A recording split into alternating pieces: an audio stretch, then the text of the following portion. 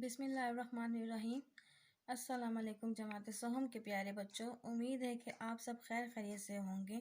आपको इस्लामियात की जमात में ऑनलाइन जमात में खुश आमदीद कहा जाता है। जैसा कि आप सारे बच्चे जानते हैं कि हमने जो सबक शुरू किया हुआ था, झूठ खुदा की लानत का सबक, हम ये पढ़ रहे थे। हम तकरीबन ये सारा सबक पढ़ चुके हैं, लेकिन इसके आखिर की दो उन्वान रहते हैं। सबक नंबर 9 और झूठ खुदा की लानत का सबक हम ये पढ़ रहे थे। इसमें हमने मुख्तलिफ उन्वान पढ़े थे।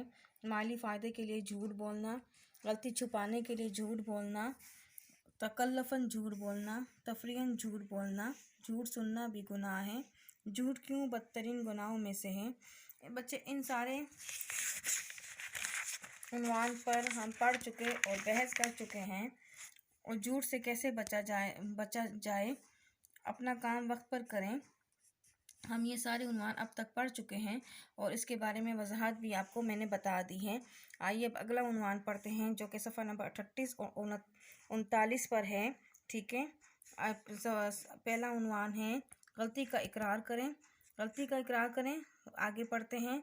गलती हर इंसान से होती है, इसलिए अल्लाह ने तौबा का दरवाज़ा खुला रखा है। गलती होती है तो इकरार करें, बेशतर लोग आपको माफ़ कर देंगे। अगर कोई सज़ा देता भी है तो वो उस सज़ा के मुकाबले में कुछ नहीं होगी जो अल्लाह की तरफ से आपको झूठ बोलने पर मिलेगी। अच्छे, इस सबक में, इस उन्वान में मुझे बताया जा रहा है कि अगर आपसे कोई गलती हो जाती है, अगर किसी ने आपके ज़िम्मे कोई काम सपुर्द किया हुआ और आप भूल जाते हैं, तो बाद में आपको उस इंसान से माफ़ी मांग लेनी चाहिए। या किसी का कोई दिया हुआ काम गलत हो जाता है तो आपको माफ़ी मांग लेनी चाहिए। अगर वो इंसान चाहे तो आपको सज़ा दे दे या माफ़ कर दे। अगर सज़ा भी दे देता है तो इससे घबराना नहीं चाहिए, क्योंकि अगर आप उसको झूठ बोलते हैं और सज़ा से बच जाते हैं तो ऐसा ना हो कि अल्लाह ताला आपको इससे बुरी कोई सज़ा दे दे। आइए आगे पढ़ते हैं। चीज़ों से मरहूब ना हो।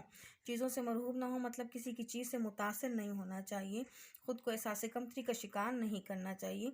आगे पढ़ते हैं। बहुत से बच्चे अपनी अच्छी चीज़ों के बारे में बहुत इतरा कर बताते हैं। ये बहुत गलत बात है। जिन बच्चों के पास इस किस्म की चीज़ें नहीं होती, वो मरहूब होकर अपने फ़र्ज़ी चीज़ों के बारे में झूठ कराने लगते हैं। आप ऐसा ना करें।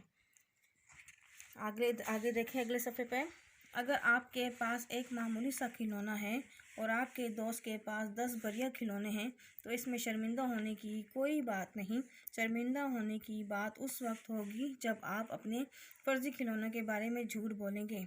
अच्छा, इसका मकसद आपको समझ आया कि अगर हमारे पास कोई चीज़ है तो हमें दूसरे बच्चे को या दूसरे लोगों को ऐसे बढ़ा के नहीं बताना चाहिए जिससे किसी की दिल आज़ारी हो। अगर किसी के पास ये ना हो, उसका दिल दुख जाए, तो ये भी आपके लिए सख्त गुनाह है।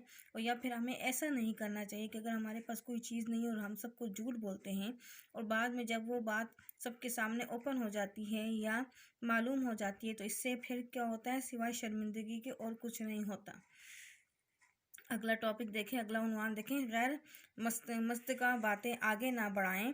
मतलब अगर कोई सुनी सुनाई बात कर रहा है तो उन्हें याद दिलाएं कि हज़रत सल्लल्लाहु अलैहि वसल्लम की हदीस है कि जिसमें किसी भी बात को तस्दीक किए बगैर आगे बढ़ाने को मना किया है।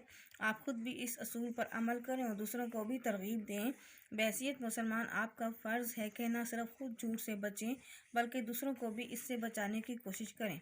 बच्चे, ऐसी बात जो आपने कभी ना सुनी हो ना देखी हो और लोग एक अफवाह है उड़ा देते हैं किसी बात के बारे में, और आप वो सुन के आगे पहुंचाते हैं, तो इस तरह बात होते होते कितने लोगों तक गलत मैसेज पहुंच जाता है, गलत पैगाम पहुंच जाता है, जो कि सख्त गुनाह है। आपको ऐसा नहीं करना चाहिए। इस सबक से मुझे उम्मीद है आपने बहुत अच्छी बातें सीखी हैं। आइए देखते हैं हासिल किया हुआ सबक हमने क्या सबक इस सबक में हमने कौन सा सबक हासिल किया। नंबर 1 पॉइंट देखें। झूठ बोलना बहुत बुरी आदत और गुनाह है। झूठ से बचने के लिए अपने अमाल दुरुस्त करें। नंबर 3 बग़ैर तस्दीक किए बात को आगे नहीं बढ़ाना चाहिए। नंबर 4 तकल्लुफ़न भी झूठ नहीं बोलना चाहिए। नंबर 5 झूठ सुनना भी गुनाह है। नंबर 6 इस्लाम झूठ बोलने वाले अफराद को बदतरीन लोगों में शुमार करता है। और सबसे अहम बात, मेरा ईमान झूठ रिज़्क़ को कम कर देता है। तो बच्चों, इससे हमने क्या सबक सीखा कि झूठ बोलना बुरी आदत है और गुनाह है। झूठ से बचने के लिए अपने अमाल दुरुस्त करने चाहिए। अगर हम अपने अमाल दुरुस्त रखेंगे तो हम झूठ नहीं बोलेंगे। और कोई बात जो हमें मालूम नहीं है, जिसके बारे में कोई हकीकत मालूम नहीं है, कोई गवाही नहीं है, हमें वो बात गलत آگے نہیں پہنچانی چاہیے۔ تکلفاً بھی جھوٹ بولنا گناہ ہے، جیسے کسی بات اخلاقاً بندہ جھوٹ بول دیتا ہے، یہ بھی گناہ ہے۔ اسلام جھوٹ بولنے والے افراد کو بدترین لوگوں میں شمار کرتا ہے۔